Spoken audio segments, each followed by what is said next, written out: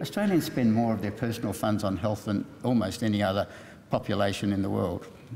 We spend enormous amounts on all sorts of things to do with health, and we need to learn how to make palliative care a good place to spend that money. But really what we need to look at is sort of making order out of the MBS and looking at the various MBS item numbers. And the consultation item numbers are really important to consider, because through them we can start to engage GPs, but we need to think about the GP's time when we're making appointments or getting patients to make appointments to see their GP, because it can be time consuming and we may need to get them to make longer appointments and so on. There are a large number of consultation item numbers, and I want to throw into this at the moment the fact that we now have nurse practitioner consultation item numbers. I think if there's a medical practitioner there, it's to try and unravel the Medicare item numbers that enable case conferencing, care planning, and then some funding for allied health, dental, psychologists and so on, if they're available. Within general practice now, since the 1990s, there are item numbers around assessment, care planning, case conferencing, medication reviews that are available to a GP. Sometimes they're used in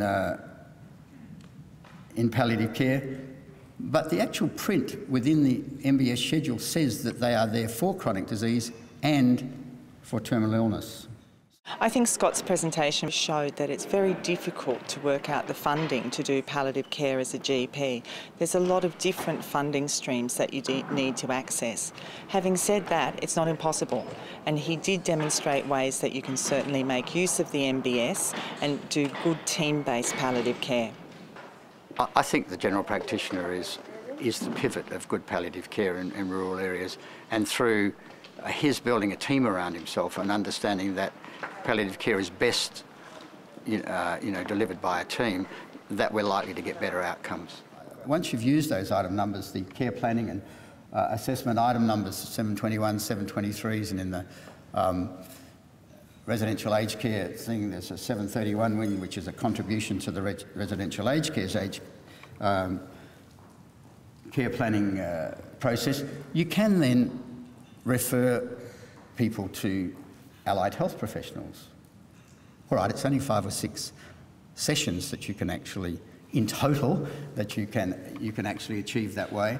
But you can often get a second set if you twist the arms the right way, and it is possible then to be able to engage your allied health services in that local allied health services into being part of a palliative care process, and I think that's important.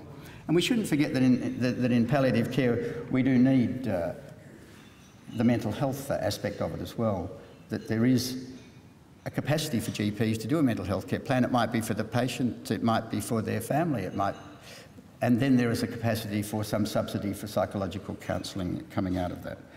There are some extra bonuses for rurality, and there's also, I suppose, a much greater likelihood that in a rural area they may access the specific item numbers for Aboriginal health, and I didn't talk about them so much today, but I think that they're another group of item numbers that are relevant for use.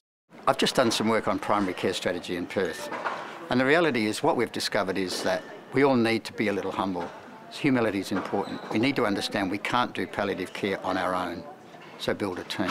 Through building a team we develop respect between professionals, between ourselves and patients. That's an important basis on which to work. From respect we get trust. Once we've got trust, we're home and hosed.